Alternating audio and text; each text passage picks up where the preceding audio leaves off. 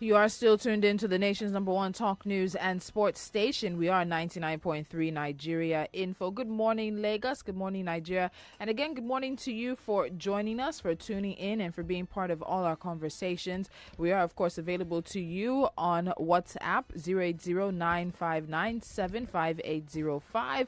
On Twitter, we are at Nigeria Info FM. On Facebook, it's facebook.com/Nigeria Info FM. And we, of course, stream live, and I do believe we've started streaming live for this conversation this morning. We're on YouTube, we're on Instagram, so there are many ways for you to be part of all of our conversations today, and we do hope that you will take advantage of that to join us in the conversation. So again, it's the Breakfast News Digest with Tolu and Dapo. My name is Tolu Lokwe Adileru Balogun. All right, I'm still here. Stay with us and enjoy the show. Right about now, we'll be going into our very first conversation for the day, and that is talking about the state of security in Nigeria.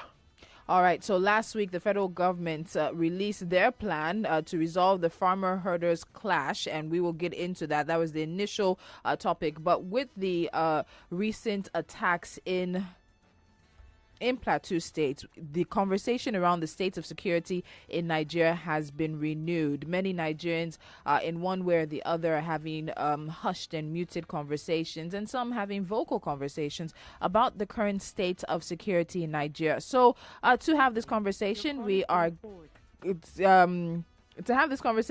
getting Chris Nwodo on the phone lines. He's a public policy analyst as well as a writer. Some fantastic articles.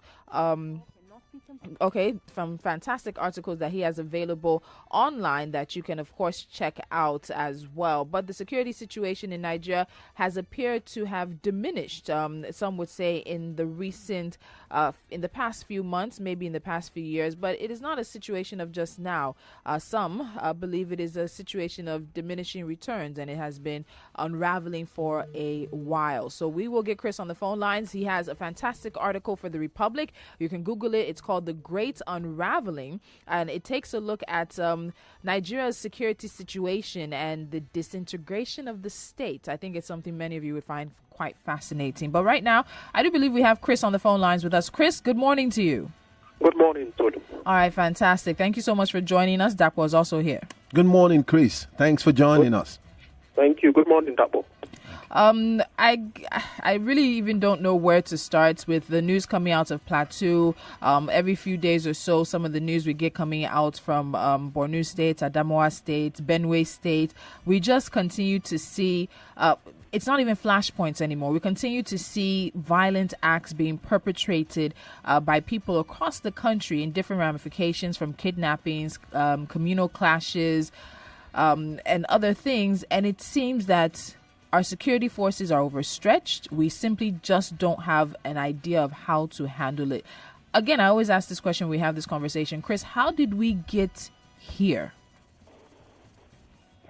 Well, I think it's maybe a number of factors. One has been the progressive weakening of the state,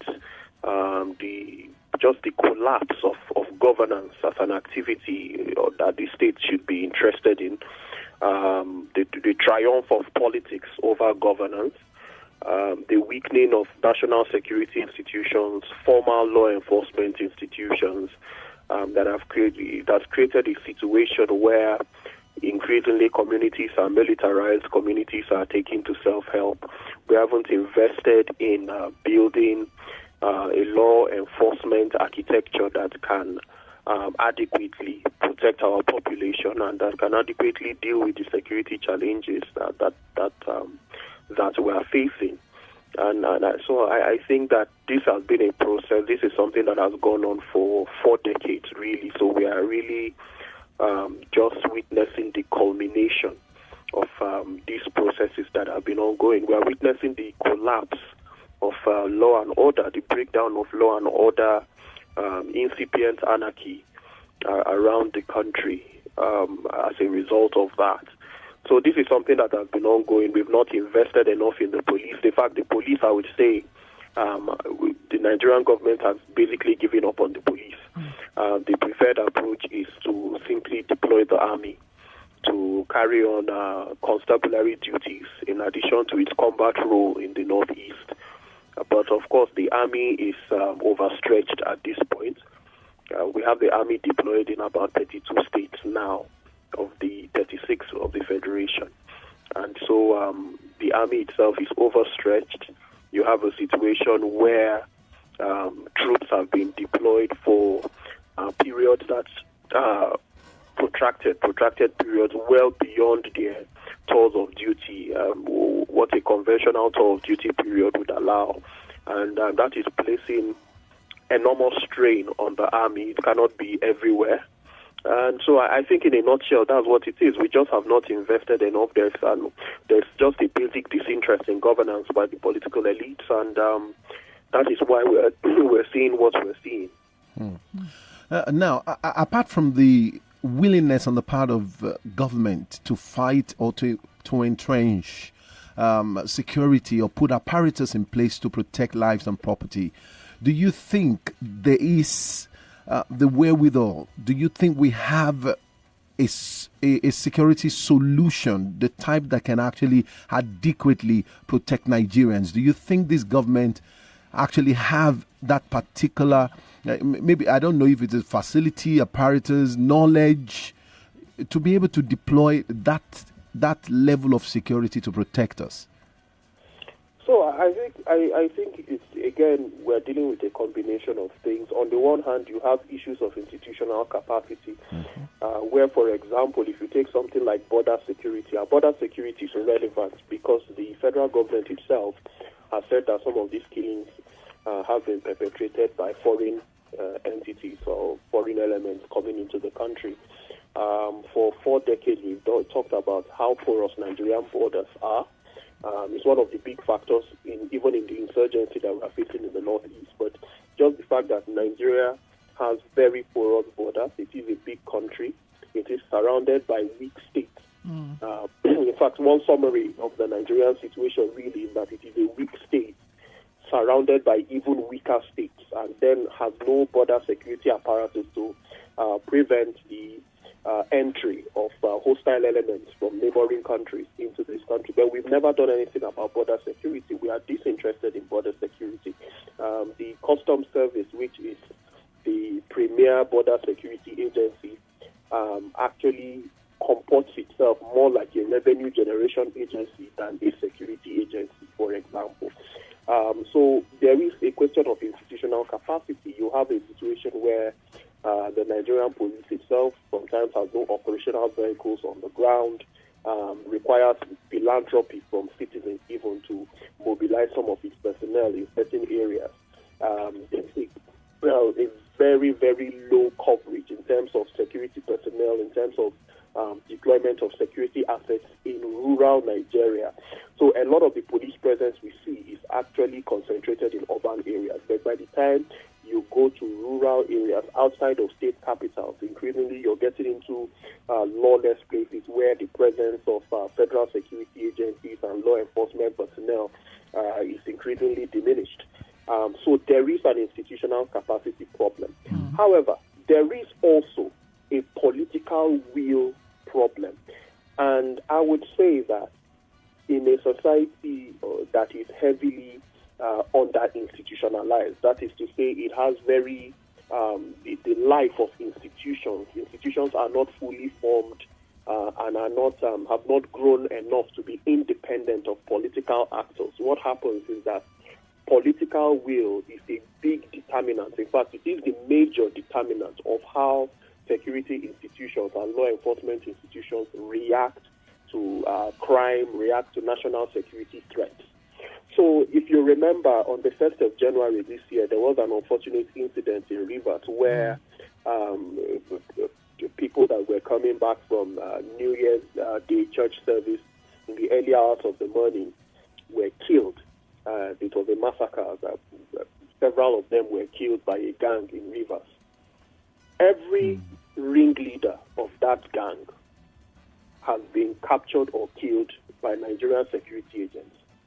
As of this moment, every ringleader of the gang responsible for that, starting with the leader himself, the the main architect of that massacre, and all his lieutenants have actually been captured or killed by a combination of the DSS, the Nigerian police, the Nigerian military. The governor of the state actually gave an announcement,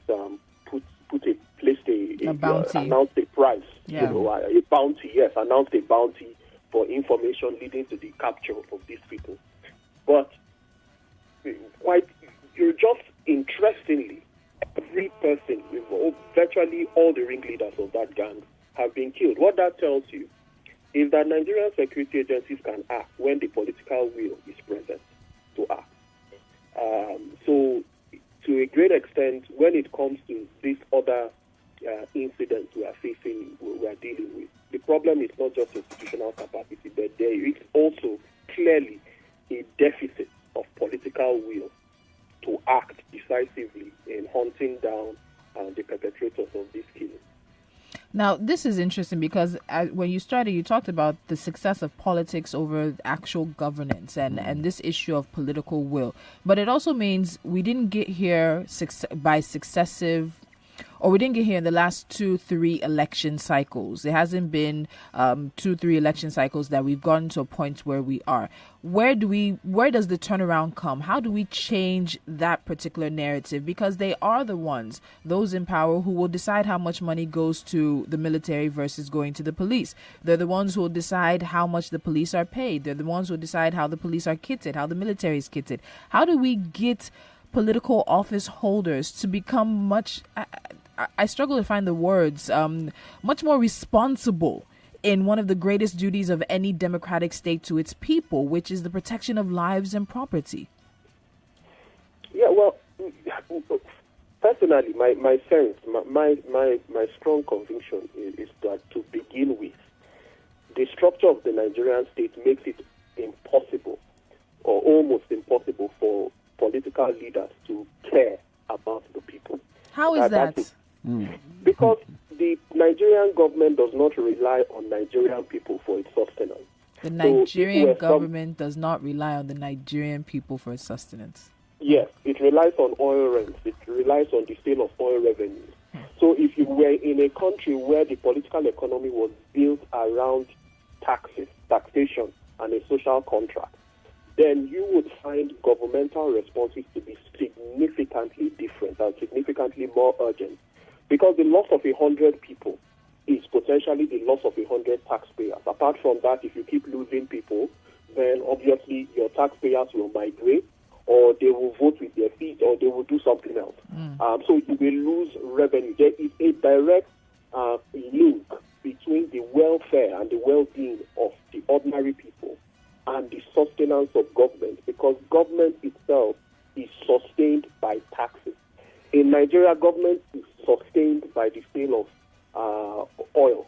So it's sustained by oil revenue, a process completely independent of the Nigerian people.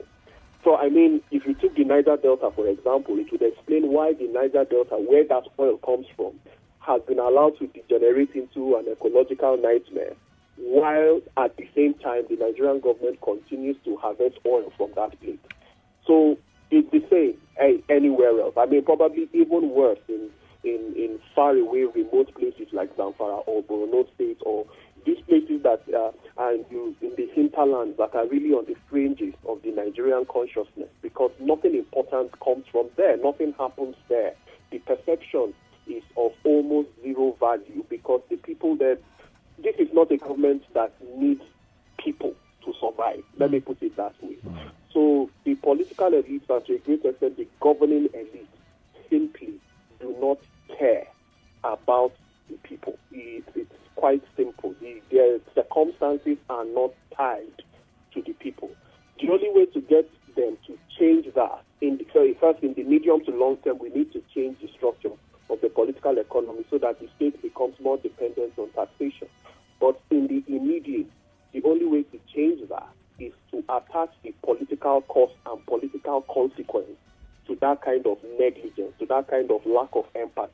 So if, for example, people were to look at this government to evaluate objectively how it responds to mass loss of life, and just generally its poor security management and to punish it electorally, that would create a situation where an incoming successor government would sit up and realize that security has become a hot button issue for the electorate. Under the circumstances, this is the only way to do this. Barring this, then we'll increasingly be in a situation where communities feel compelled to take to self-help, establish their own militias and all of that. And we are already there, and that really is anarchy. So the other way to do this is to punish political leaders for incompetent security management. That is the only way to do that. Now, let's talk about earlier this year and then bring ourselves up to now. Now, it was in March, I think about just around early days of March, where reports came out that about 1,351 Nigerians had been killed just in the first 10 weeks of 2018. There were from auto accidents to violent crimes, people dying from violent deaths. About 517 people died violently across the country. And there are maps that show you where people died the most, and then of course also break down the kind of deaths that there were. But basically, Nigerians were affected and died through herdsmen and farmers clashes, sectarian crisis, communal clashes, Boko Haram insurgency, cult clashes, kidnappings, and even ritual killings. And I was asking my colleagues earlier when we were doing the front pages, how many fires can one country have? In your article, The Great Unraveling, you talk about the militarization of Nigeria and the privatization of violence. What is that? What does that mean for us in terms of the security and the ability of the government as an entity, as many people say, that should have the sole monopoly of violence in the country that does not? What does that mean for us in the long run? Well, what it means in the long run is that increasingly, I mean, you've said it quite rightly, the government no longer has the monopoly of violence, which is one of the defining traits of a modern nation state. So increasingly what we're seeing here is multiple pockets of low and medium intensity conflict because there's been such a pervasive loss of confidence in the state as a neutral entity or as a neutral arbiter of contending passions. Different communities are taking the laws into their own hands. People are crazy. You have more vigilantism now. You have more communal militias. You have even what one might call, which I referred to in the article, the privatization of violence, where increasingly you have mercenary militias really that are set up almost like private military companies that can be contracted to either carry out attacks on communities or to protect communities. You know, there's an industrialization of violence that is going on, and this is in addition to violence crime, the rise in violent crime, as we are seeing with kidnapping and gangsterism. So this will continue. It will continue, unfortunately, to the point where you just have increasing, and that's all it will mean. If the Nigerian state does not urgently begin a process of rebuilding its security capacities and of being seen to act fairly in issues where conflict is concerned, you're going to have you're just going to have these increasing pockets of conflict around the country, everywhere, and it will have terrible effects, both for economically, socially, and otherwise. All right.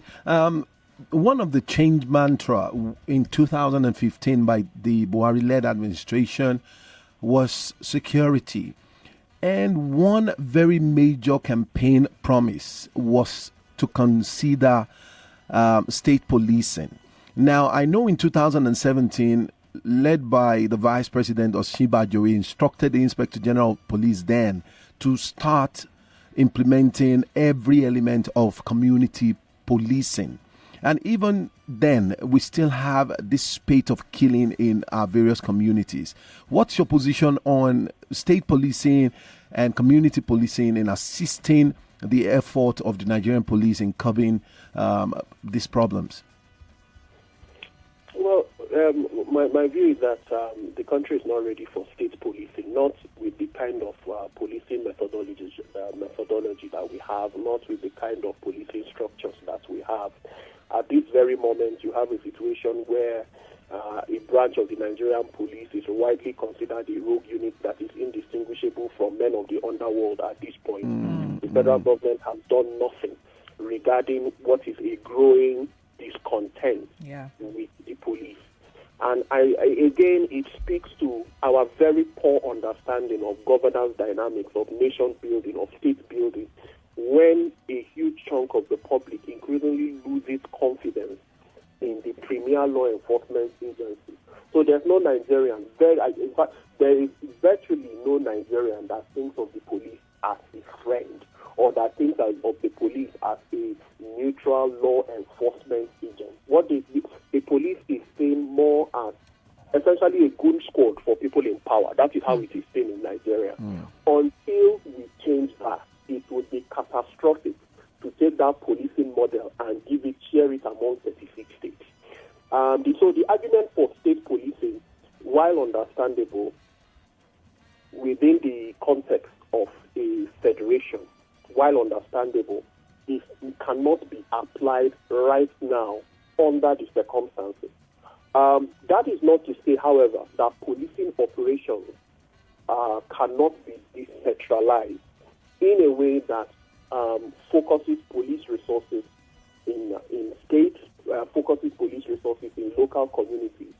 I would argue in favor of decentralizing the Nigerian police. Of course, carrying on as part of a broad spectrum of reform. I think personally, and I've said this before, even on this program, that one of the biggest problems we have with the Nigerian police force is that it is not independent. So Section 9 of the Police Act gives the president operational control of the Nigerian police. That is completely outrageous. There's no serious democracy that places law enforcement in the hands of a political actor, which is what the president is. So you want an autonomous police force. You want its funding channels to be independent. You want it to be above politics as much as possible. And of course, you want it to be well-trained, well-equipped, and well-trained. So that is the kind of reform I will be looking at. And part of those reforms would involve decentralizing the police in a way that would allow it to react rapidly and effectively to threats at the communal level and at the state level. I would also be looking at co-opting some of the citizen-led security structures. The JTFs, the vigilante groups. Precisely, vigilante groups, local vigilantes. Of course, after a very rigorous process of screening that will allow, essentially serve as a force multiplier for the Nigerian police. Because at one level, we simply don't have enough men. That's the bottom line. We don't have enough men. We're a country of 180 million people with a police force of less than 500,000 or 400,000. So that is just simply inadequate. We need to quickly raise those numbers, but we need to raise quality as well. It cannot just be a quantitative growth. It has to be a qualitative growth as well, and this will require significant investment over the long term. So that is my that would be my view. Under the current circumstances, state police would just simply multiply the dictatorial powers of 36 state governors, and I think even create an even worse epidemic of state-sponsored violence at this point. So until we resolve issues like control of the police, the independence and autonomy of the police, the rule of law of the police, its respect for human rights, its enhancing its investigative and operational methodologies and things like that, it would be an epic mistake to take this structure and share it among 36 states. It would be a recipe for disaster in my view. Okay, Chris, now I want to take a quick time out, but when we come back, I want to ask you this. Do you think it is too late? How do we avert the disaster many people feel is looming? There seems to be some sense of foreboding, especially even with like the NSARS movement, as you talked about. We've talked about it here. The Nigerian people are being pushed to a point that there will be no respect, no quote-unquote healthy dose of fear for the policemen. And when it starts and people turn on the police, it's going to be like an avalanche. that no one will be able to control, and many people will not want to acknowledge where it started and the failures of those who could have stopped it. So what is it too late, and what do we do to avert the disaster? And when we come back, we'll now get into part of the government's plan to resolve the herders farmers crisis, the plan that they released last week. So Chris, please hold on to the phone lines. We will be back in just a bit. All right. All right. Fantastic. All right, Lagos, we need to pay the bills. When we come back, the conversation on the state of security in Nigeria continues. Stay with us.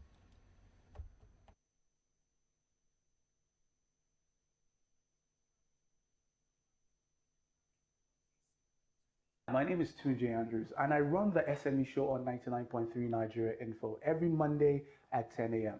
You see, every second Monday of the month, we have what we call the Pitch It Mondays, where if you're an entrepreneur, you have a business idea, but you need investment into your business, you're able to pitch it to investors who will be with me in the studio. You'll be able to pitch your ideas in 45 seconds or less. And if you can catch their attention, you get the critical investment you need into your business. So rehearse what you're going to say, make sure you're able to catch their attention in 45 seconds or less, you might get that investment into your business.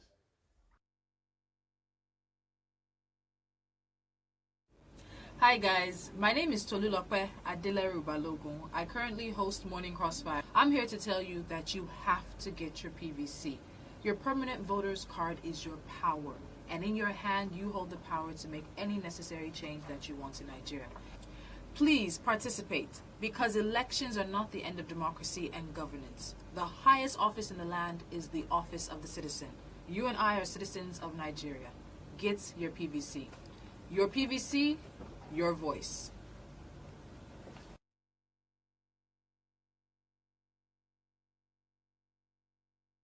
So you are welcome to my show. My name is Dr. Tolu.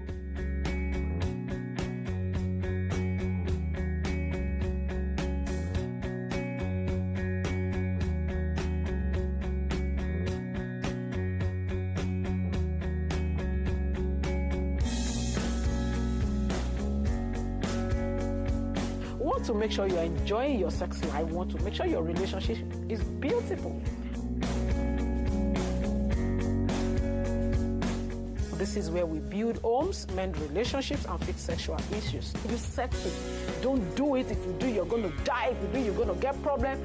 You're going to get pregnant.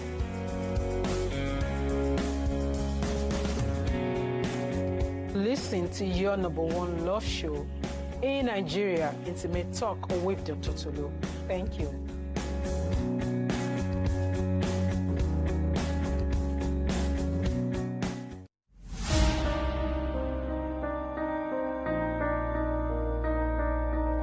Hi, I'm Tunji Andrews, and this is 1,000 Naira note. To some people, this represents a meal or a few bottles of beer. To other people, this is 4 units of Dangote cement shares or 21 units of GT Bank stock, or the stats and capital needed to start that pure water business. Whoever you are and whatever your needs might be, we have you covered on the Money Business and Economy Show on 99.3 Nigeria Info, weekday mornings at 9 a.m. 'Cause it's not really the amount of money that matters. It's usually what you do with it. Cheers.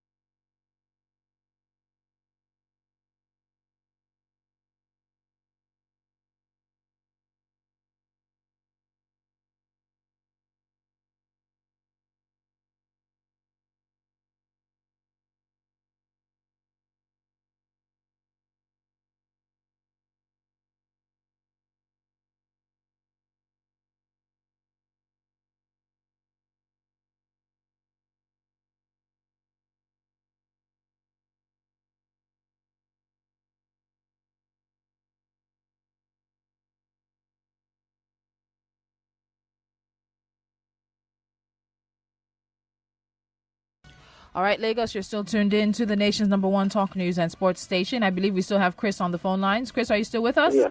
All right, Yes, fantastic. Lagos, we have Chris Nwodo on the phone line. He is a public policy analyst as well as a writer, writing for online medium like The Republic. And again, I recommend a fantastic article he wrote called The Great Unraveling. I have the link up on my Twitter timeline. But this morning, we're talking about the states of security in Nigeria. A big shout out to our Facebook community. We see you. We have people watching us from Ghana and people sharing their experiences right now. And the state of security in Nigeria is a major concern for all. So, Chris, before we went for the news, I asked you, do you think it is too late?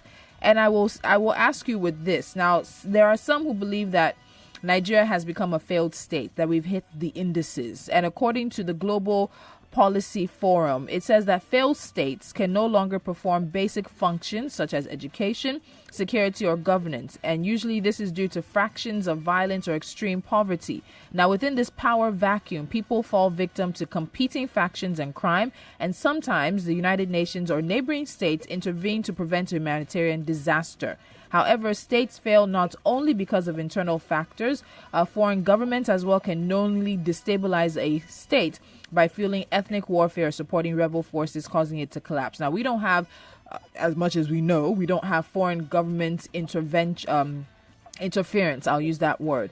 But we do have the state struggling to provide basic education. We have the state struggling to provide security. We have the state struggling with governance. We have people falling victim. We have, according to all reports now, the world's largest population of people living in poverty.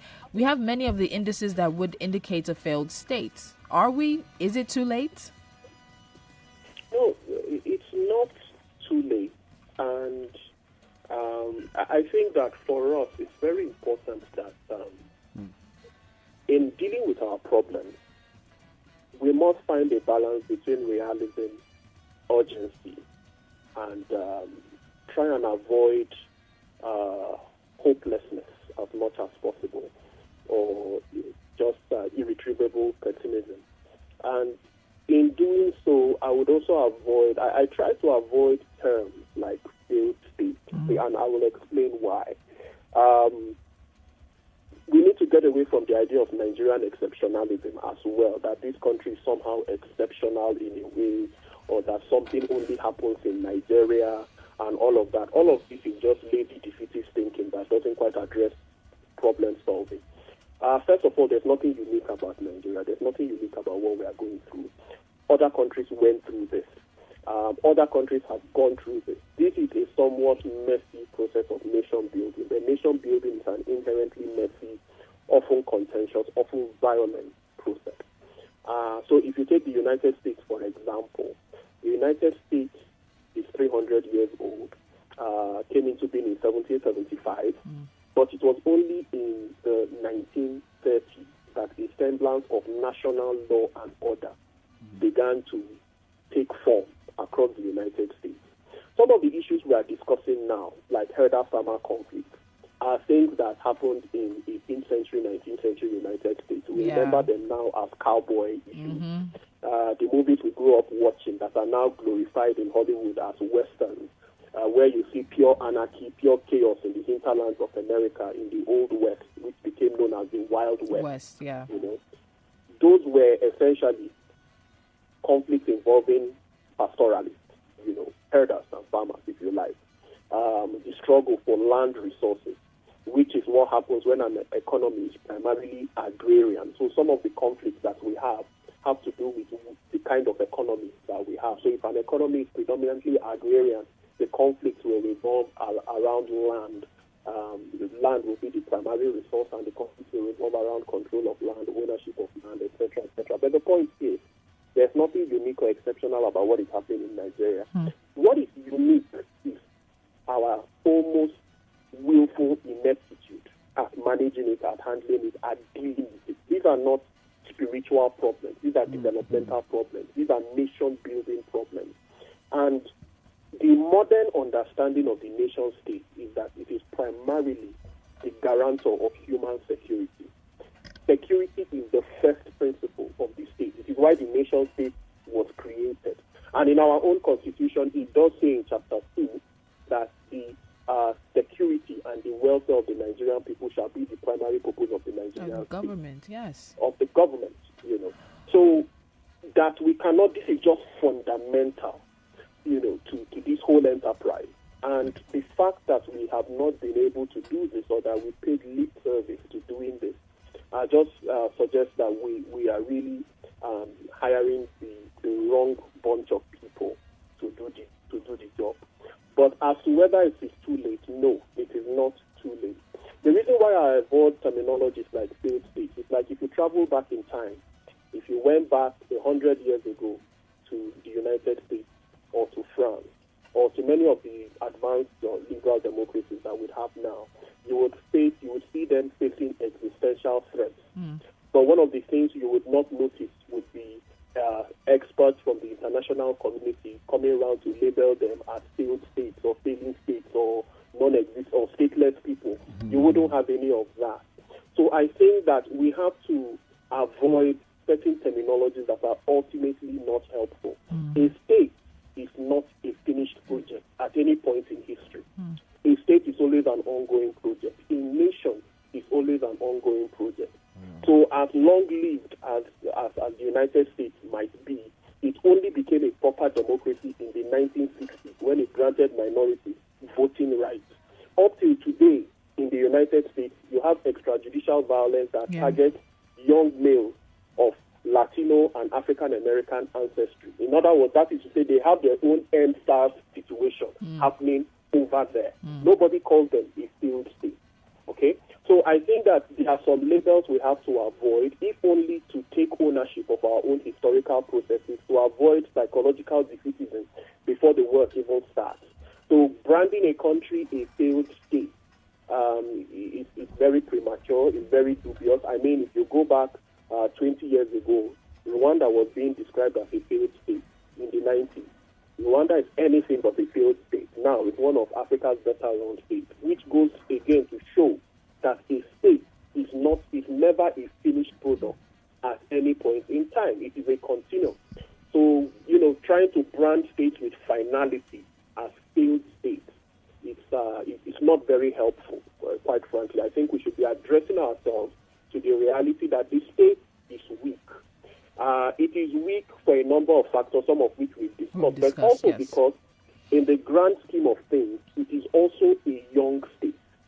In the grand scheme of things, it is also a young state. 57 years old is not very old in terms of statehood or nationhood or any of those things, So these are arguments that one makes with balance, because if you start telling Nigerian elites that we have time and we are not young, they just decide to slip even further into delinquency. But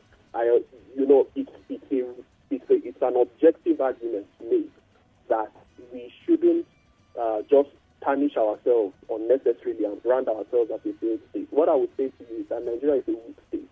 It is a state that is still evolving. Because of our long period of under military rule, we've not sufficiently built up democratic sensibility and democratic institutions. And that is our struggle right now, to deepen democracy, to speed up this process of democratization, to enable institutions grow independently of an overbearing executive. And in fact, we shrink the powers of that executive to the point where political leadership is perceived in word and in deed as servants of the Nigerian people, not their overlords, not their masters, but as their employees.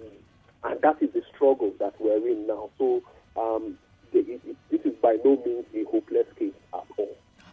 You sound more hopeful than many people would. So before we quickly move on to the herders farmers situation, there are those who are calling for for President Muhammadu Buhari to address the nation, that this is with the spate of violence across the country. Some believe that hearing directly from the president rather than the normal October 1st or Democracy Day kind of speeches and adequately address what is being done by his administration to deal with this would go away to sort of encouraging people and making them feel like there is hope and the situation is being addressed and being taken seriously. Do you think we need a presidential address to feel better or to feel like the state is listening? Look, I'll be honest. This administration does not have what it takes. it doesn't have the capacity to address. This is 3 years into the administration. If you have to cajole, beg, compel, persuade the president to address the country on issues of national security, then it just tells you his head is not in the game. And as I said earlier, not surprising, because the way things are structured, it is just difficult for elites to pay attention. And, if they happen to be people already deficient in empathy, that's even worse. It's just not going to happen. I do not think this administration has it in it to deal with this situation. There are deep paradigms, profound structural issues that this administration is not even ready to deal with, that it does not even account for. While killings were going on in in Adamawa and on the plateau, for example, if you looked at the resources, the security assets that were deployed to cover the APC convention, for example, if you look at the quantum and the scale of resources that were deployed to protect a few politicians gathering for a carnival in Abuja, you would easily see where the priorities of the administration lies. So I don't believe really that this administration has what it takes anymore. I don't think it does. If you look at the pronouncements of leading members of the Security Council or of the security team, like the Inspector General of Police or the Minister of Defense, regarding the crisis in Benue, for example, where both officials have essentially asked the Benue state government to rescind a duly passed law. I mean, never mind the particulars of the law. I think that aspects of that law are just ridiculous, really. But it is a duly passed law by the State House of Assembly, and the Minister of Defense and the Inspector General of Police have taken a position that because of the crisis in Benue, is the law, the anti-grazing law that they've passed. That tells you that there will be no end to the killings in Benue. That is the reasonable man's conclusion, because they have taken a position, So again, it speaks to the idea that you cannot think of the federal government as a neutral entity.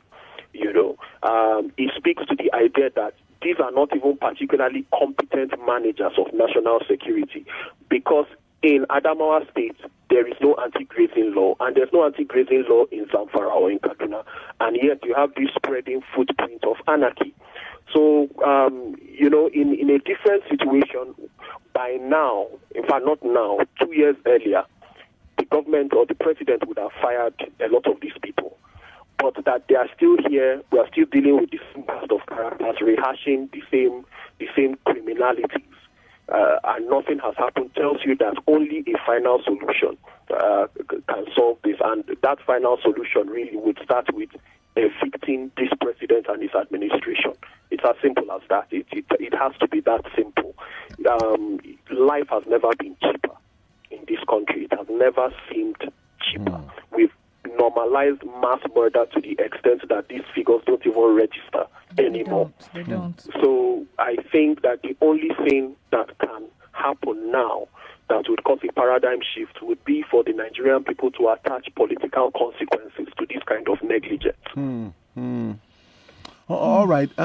Because of time, I just want to find out if the chief security officer of a state is reposing the position of the governor, and we have a commissioner of police in the same state. Do you think if the governor is in absolute control of the security apparatus in a state, for instance, it will make a difference? We have had this disparity, and we have had this partisan between the police commissioner in a state and the governor. Not the governor saying, you know what, I am not the chief security officer of my state, even though by constitution that's what the law says. But instruction is being given to the commissioner of police from the central on what to do, how to do, because he reports directly to the inspector general of police. Do you think if there is a walk around or a way to probably make the governor give instruction directly or be the number one person when it comes to, performing the role of the chief security of the state, there will be a difference in some of the states? Yeah, that's what I meant by decentralizing. But again, it's not so much about governance control of security apparatus. And I don't know why we keep using the term chief security officer. It's not. I keep wondering. It's not in the Constitution, for example. So governors are not chief security officers of anything. If there's anybody to whom that term can be applied legitimately, it is the president, because he is the commander-in-chief and has direct operational control of law enforcement, the Nigerian police, and every other security agency we have. They answer to him. These are federal bodies, and they answer to him. They are all in the executive branch. They answer to him. So for me, a decentralized law enforcement architecture would account for some of these things. Certainly, I do not see why a commissioner of police sees something happening under his nose and needs instructions from Abuja to react like a police officer should. But then again, you also have a situation which I'm sure you've come across several times, where a crime happens or is alleged to have been committed, and you have an inspector general of police saying something like, "I am waiting for orders from Mr. President to investigate the crime." That is absolutely ridiculous. The police force, the police service should not wait for instructions from anybody, let alone a politician, before doing its job. You can't have that under any setting, whether it's the president that is that politician or the governor that is that politician. So when I say decentralize the police, it is also to create an operational environment in which the police can react independently of the governor. Because in some of these conflict situations, you also have a situation where the governors themselves are complicit, where state governments are complicit, where you have locally backed vigilantes, for example, carrying out massacres with tacit backing of state authorities. So if you were simply to pass control of the police from the federal level to the state government, you would simply have an epidemic of state-sponsored violence against minorities in those states. So what we want is a situation where the police can react independently, autonomously, and neutrally to issues as they arise, not with the permission of any political actor. Awesome. All right, Chris, we did not get to the conversation about the farmers and herdsmen, and we'll have to put that on the back burner for now, because the conversation about security in Nigeria and how many people feel this morning is of paramount interest to many, many Nigerians. And we hope that there is some form of movement and action on the part of government that starts to rebuild some trust and some form of hope in the populace that the issues are being attended to adequately and they will be stopped and resolved. So we will put the farmers herdsmen plan of the federal government on the back burner for another day. But we have to say a very big thank you to you this morning for taking out time to spend with us. Thank you, Chris. Thank you for having me. All right, Chris. Thank you. Thank you very much, and have a fantastic day. You too. All right. Okay, Lagos, this is how we wrap it up. We will get into that conversation about the plan by the federal government, by the Buhari administration, to resolve the farmer-herdsman clashes that are happening. But in the meantime, it's 9 o'clock. It's time now for Headline News. And right after that, it's the Money, Business, and Economy Show with Tunji Andrews. You guys have a good one. We'll see you tomorrow morning.